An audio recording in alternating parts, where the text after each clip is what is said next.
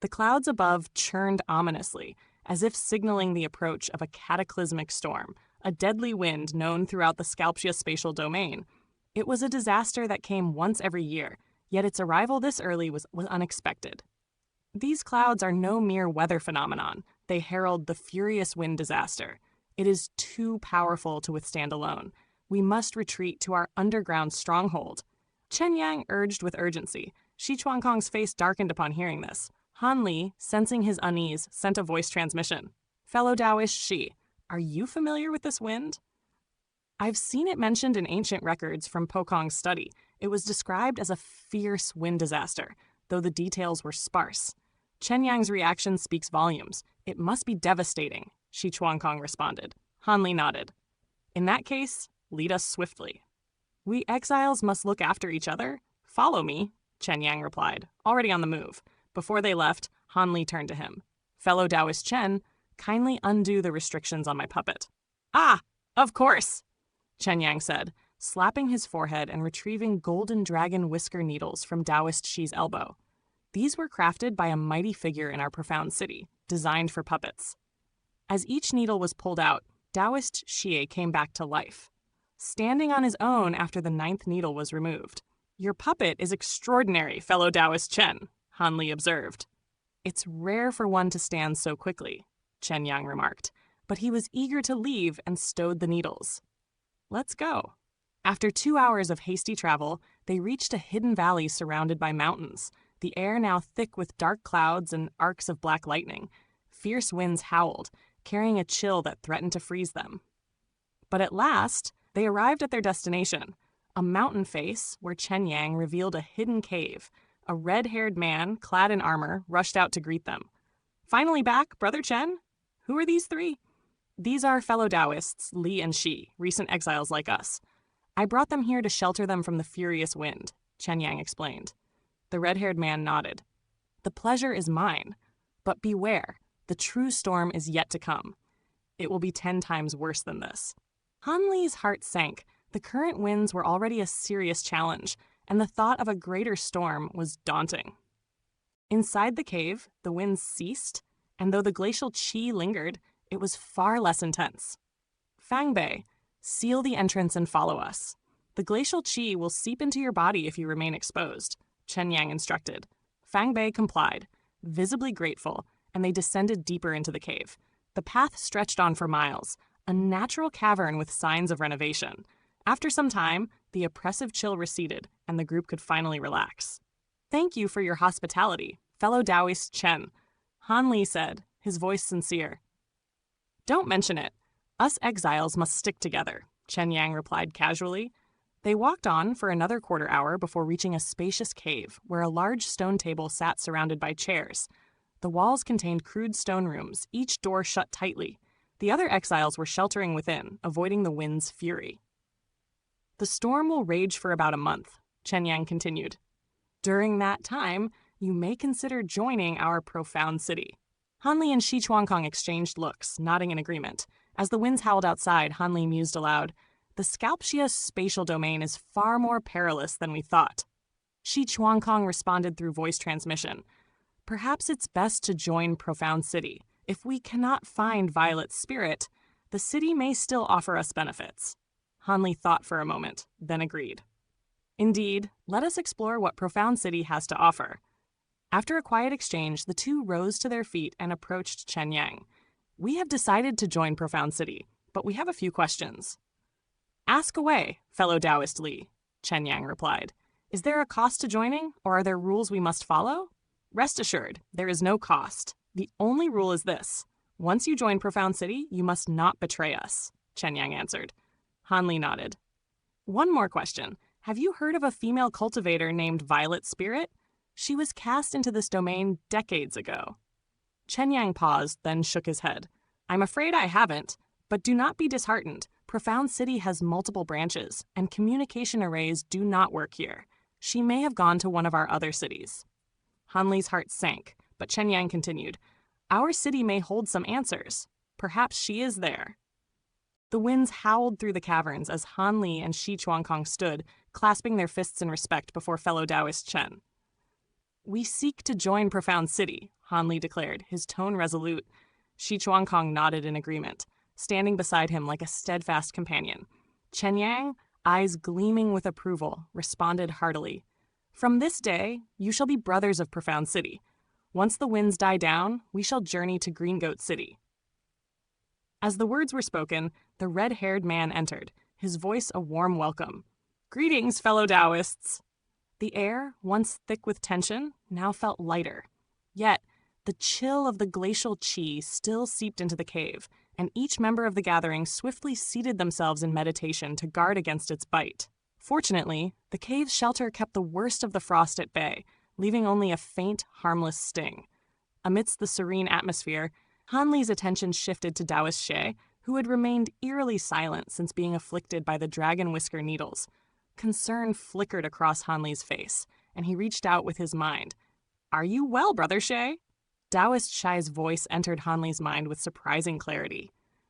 I am well, brother. The needles have stirred ancient memories within me, memories long buried. What do these memories concern? Hanli asked, his curiosity piqued. A place known as the Carefree Palace and the names Yikwai and Sha Xin, came the reply, laden with uncertainty. Yikwai? The Lord of Profound City? Hanli's surprise was palpable. Are you connected to him? I cannot say, Taoist Xi responded, frustration tinging his tone. The memories are fragmented, hazy. All I know are the names, and nothing more. Fear not, brother. Once we reach Profound City, we shall uncover the truth, Hanli assured, though doubt lingered in his heart. Then, Taoist Xi's voice took on a more mischievous tone. But there is more, something that may be of aid to you. Hanli's eyes gleamed with interest. What is it? Taoist Xi stood, moving to Hanli's side with quiet grace. A golden beam of light shot from his fingertip and embedded itself in Hanli's forehead. A surge of golden characters exploded in his mind, unraveling an ancient secret. The wingform ascension arts, a cultivation technique that promised to enhance the strength of one's legs, enabling flight through the air. Hanli's heart raced with anticipation as he absorbed the knowledge, his spirit stirred by the immense potential it held. Thank you, Brother Xie, Hanli said, his voice brimming with gratitude. This is precisely what I need. Taoist Xie merely nodded before settling back into meditation, leaving Hanli to contemplate the significance of the technique. With a steady resolve, Hanli began his cultivation, focusing on the wingform ascension arts. The star power within his body surged to his legs, entering the profound acupoints. His legs warmed, the power flowing through them, and the acupoints slowly began to open. The feeling of profound relaxation washed over him as his body grew stronger with each passing moment. Days passed in quiet diligence, Hanli's legs now glowing faintly with starlight. After nearly a month, a crack rang through the air, and the starlight from his calf brightened. He had successfully opened the profound acupoint, his strength surging with new vitality. Though the process had been swift, Hanli felt a sense of satisfaction. His cultivation was progressing faster than expected, but the reasons eluded him. Nevertheless, faster growth could only be seen as a blessing. Time passed, the winds outside slowly abating, the glacial qi in the cave weakening. Hanli, having exhausted his star power, paused his cultivation and prepared for the journey ahead. Chen Yang and the others emerged from their stone chambers, ready to leave. The group ventured out, the winds still fierce, though the glacial chill had receded. The valley before them had been ravaged by the fury of the winds, the land barren and torn. We move now, Chen Yang commanded, his voice firm. Hanli, ever thoughtful, inquired, Shall we wait until the winds subside further? Chen Yang shook his head, a knowing smile on his lips. The winds may be a disaster, but they bring opportunities. Many scaled beasts will perish in the storm. We must act swiftly, or others will claim their bodies. Hanli nodded in understanding. Indeed, risk and reward walk hand in hand. With that, the group set forth, vanishing into the distance, their silhouettes swallowed by the ever-blowing winds. The sun hung high above, casting its golden light over a desolate desert. A hunting party trudged through the harsh winds, their faces covered, the sand biting at their skin. Ahead, immense scaled beasts blocked their path, yet their resolve remained unbroken. In the midst of this arduous journey, an azure-robed figure peered through the gaps, spotting a dark shadow in the distance. How much longer to Green Goat City, fellow Taoist Chen? Just ahead, came the elated response. At last, Brother Li, once we arrive, we shall uncover information on fellow Taoist Violet's spirit. No one can forget such beauty, Shi Chuangkong remarked with a chuckle. Han Li offered a small, wistful smile. I certainly hope so. The group pressed onward, their footsteps echoing through the rugged terrain, their path obscured by the relentless wind. Only after they had journeyed several thousand feet did the fierce gales begin to subside.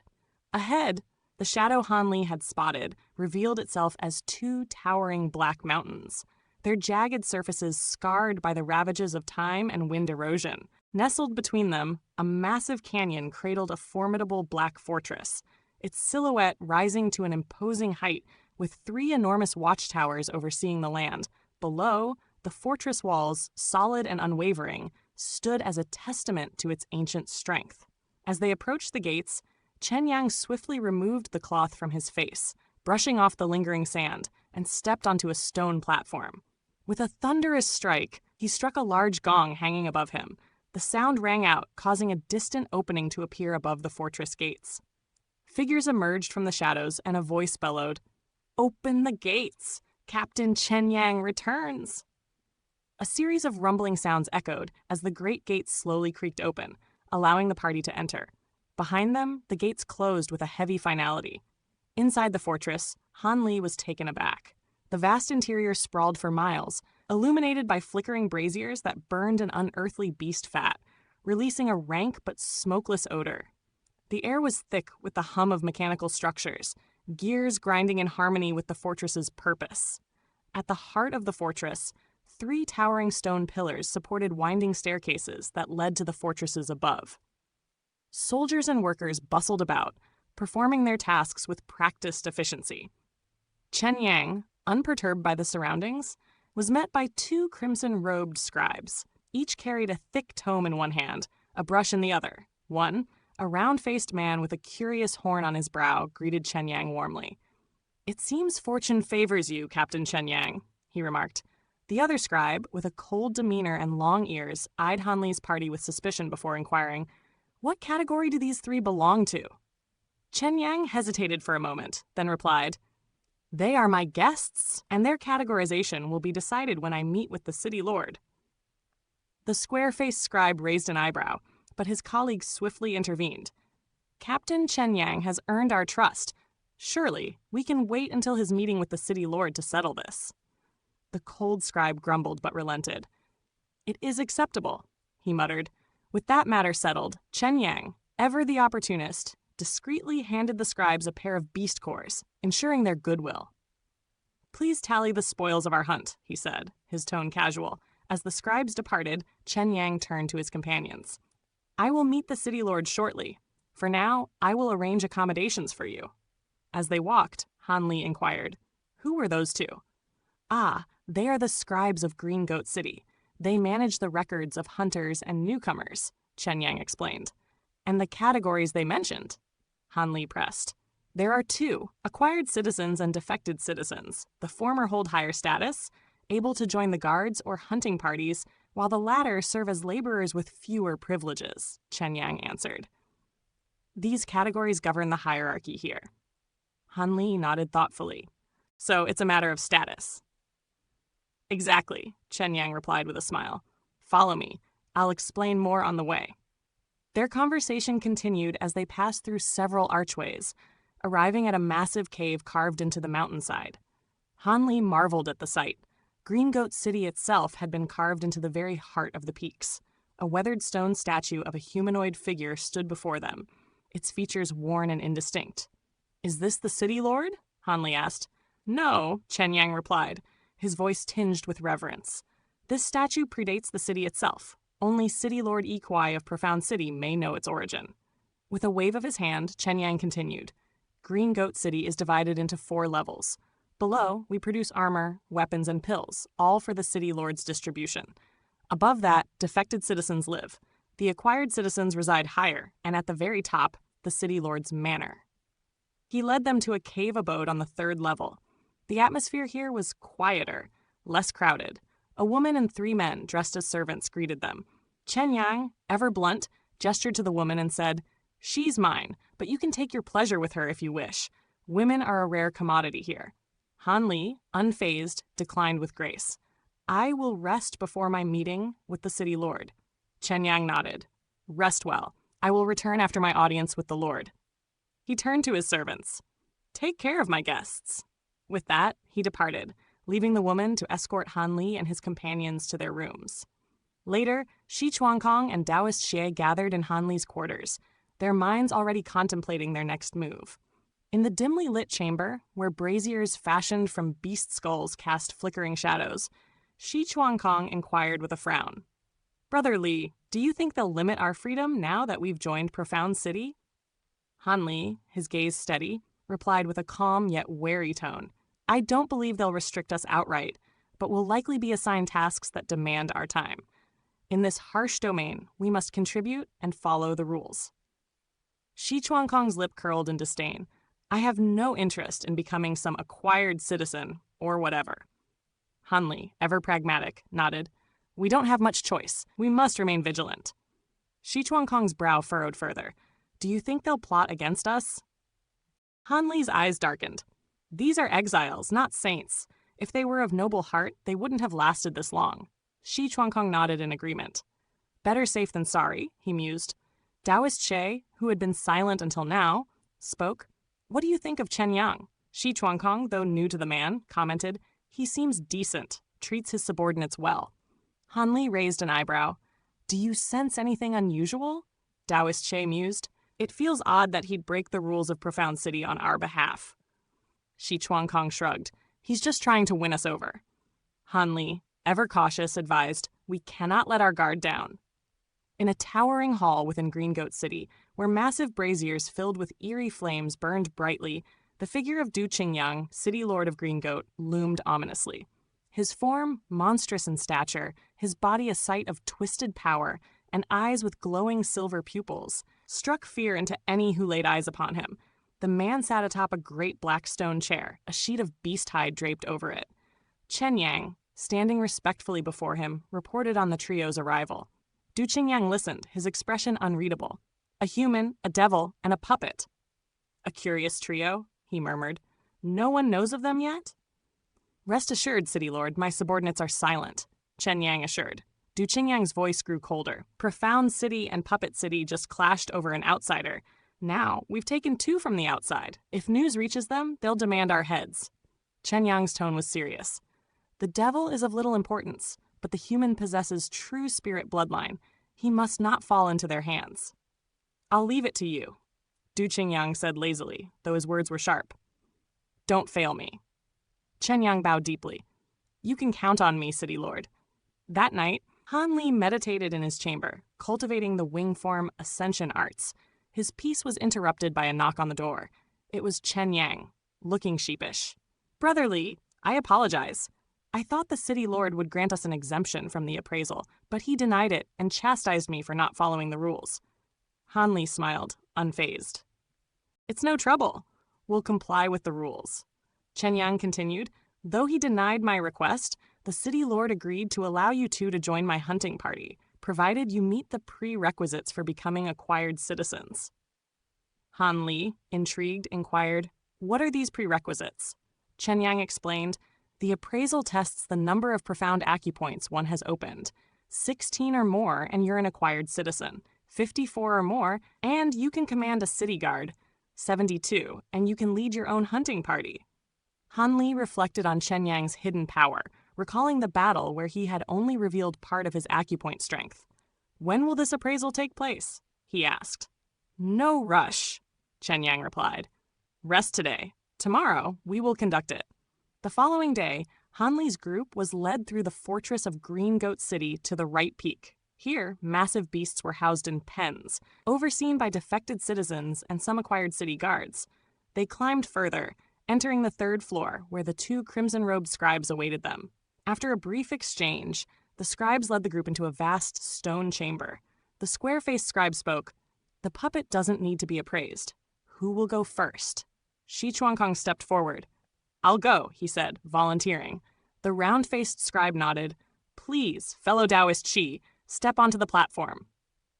Shi Chuangkong approached the stone platform, which gleamed under the light, and activated his profound acupoints. As the acupoints lit up, Han Li observed in awe. Shi Chuangkong's power far surpassed his own, with 45 acupoints flashing into brilliance. Just as he was about to step down, the white powder surrounding him swirled and converged, lighting up 3 more acupoints, bringing the total to 48. A faint smile tugged at the corner of his lips as his profound energy surged, filling the chamber with a palpable aura of power. "Brother Li, do not be alarmed," Chen Yang spoke, his tone calm. "The white powder on the platform is crafted from the bones of a ground beast. It serves as an ingredient for pill refinement and helps to reveal one's profound acupoints." Han Li, ever watchful, observed as Shi Chuangkong hesitated, but eventually allowed the powder to settle upon him. Slowly, the revelation of 52 acupoints unfurled before their eyes. Han Li's gaze flickered with surprise, but his thoughts remained unspoken. Taoist Xie, too, studied the powder intently, yet he could not place its purpose. Shi Chuangkong's frustration bubbled beneath the surface as his attempt to conceal some of his acupoints failed. Nevertheless, he stepped down from the platform, not without a hint of annoyance. "Do not worry, Brother Shi," Chen Yang reassured. "Though the powder compels the revelation of all acupoints, it will also strengthen your cultivation. This opportunity is unique." After a moment of introspection, Shi Chuangkong relaxed, finding the sensation of his cultivation subtly improved. The round-faced scribe declared his count of 52 profound acupoints, and the square-faced scribe recorded it with precision. "It is your turn now, fellow Taoist Li," the round-faced scribe called. Han Li stepped onto the platform, steadying his breath as he channeled his great universe origin arts. As the white powder rose to meet him, it clung to his body, but his profound acupoints did not increase. 37 acupoints revealed themselves, and the round-faced scribe made note of it. Chen Yang, his face betraying a flicker of surprise, looked toward Han Li. He had expected more. "Li Feiyu, 37 profound acupoints," the scribe announced. "Both of you have met the requirements to join my hunting party. Welcome to Profound City," the round-faced scribe declared, his voice warm with welcome. Suddenly, a tremendous crash reverberated above, shaking the stone chamber. The trio looked up in alarm, but Chen Yang remained unshaken. "Do not worry. That is merely the sound of a battle taking place in the arena above," he explained, a hint of excitement in his voice. "A battle arena?" Shi Chuangkong's eyes gleamed with interest. His past encounters with arena battles had always stirred his blood, but before he could inquire further, a sudden dizziness overtook him. His body lurched forward, only to crash to the ground. As if feeling the same pull, Han Li too became lightheaded. He gritted his teeth and bit his tongue, striving to summon his spirit refinement technique, but to no avail. A dullness settled over him, and as his vision blurred, he saw a figure approach, a figure whose aura made the air itself tremble. Du Qingyang entered, his presence commanding immediate respect. The trio saluted, and Han Li's fading consciousness registered Du Qingyang's voice. "Well done, Chen Yang," the city lord praised, casting a brief glance at Han Li and Shi Chuangkong. "It is thanks to the white profound beast bone powder, my lord," Chen Yang replied, his smile knowing. Taoist Xie, standing off to the side, watched with realization dawning on him as the effect of the powder became clear. "Should I take them to your secret chamber, City Lord Du?" Chen Yang asked. "No need to rush. I have plans for him," Du Qingyang replied, his gaze lingering on Han Li and Shi Chuangkong. Chen Yang then turned to Taoist Xie. "And this puppet?" he asked, voice cold. "Lock them up for now," Du Qingyang instructed. "As for this puppet, it has some sentience, but it is no use to me. Do as you wish." Chen Yang turned back to the puppet, a smile curling on his lips. "Serve me or be dismantled. Your choice." Taoist Xi, eyes flicking toward Han Li, lowered his head in deference. "I see. You're not useless, but you will make this place more entertaining." Chen Yang chuckled darkly. Without further words, he retrieved 2 black stone vials from his sleeve. From them crawled 2 black centipedes, which scurried along Han Li and Shi Chuangkong's arms before burrowing into their flesh. A bulge moved under their sleeves, stopping near their hearts, taking shape as rings. "Congratulations, Captain Chen Yang," the round-faced scribe said, voice laced with admiration. Your path to Deputy City Lord is assured. As the scribes departed, Taoist Xie's gaze darkened, his thoughts turning grim as he watched Han Li and Shichuan Kong. Time passed. Han Li awoke in a dimly lit chamber, bound by bone shackles that resisted all his strength. His surroundings were barren, save for a stone bed in the center. Save your strength. A voice broke through his attempts, and Chen Yang entered, flanked by a gray-robed young man. Han Li's calm voice met him. Chen Yang, I have not harmed you. I agreed to join Profound City. Why this betrayal? Chen Yang's expression twisted in mockery. Why? This is Scalptia Spatial Domain, a prison for fugitives. Who needs a reason? Fairness does not exist here. Han Li remained composed, his brows furrowing. What do you intend to do with me? You are a rarity, fellow Taoist Li. You will fight in the arena, entertain the masses, and perhaps earn your freedom. You will prove your worth or perish. Chen Yang's grin was cold. To survive, you must fight, he added before turning to the gray-robed youth. Discipline him well. Chen Yang departed swiftly, and Han Li called after him, Where is fellow Taoist Shi and Xie? But no answer came as Chen Yang vanished into the shadows.